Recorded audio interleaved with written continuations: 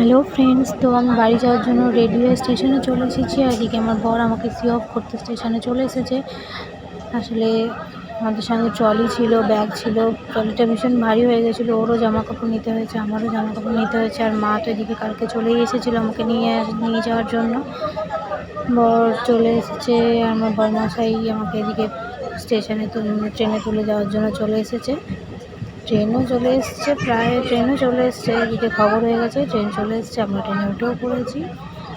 আর এদিকে আমার বর অপেক্ষা করছে, মানে যেহেতু লেডিস কামরায় উঠেছিলাম সেহেতু ও আর ভিতরে ঢোকে নিয়ে আমি জাস্ট গেটের সামনে দাঁড়িয়ে ওর সাথে কথা বলছিলাম।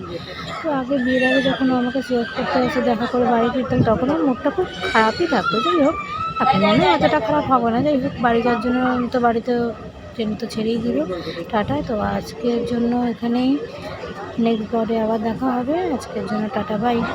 ভালো থেকে আমাকে কেমন লাগছে সেটা বলে কমেন্টে জানিও।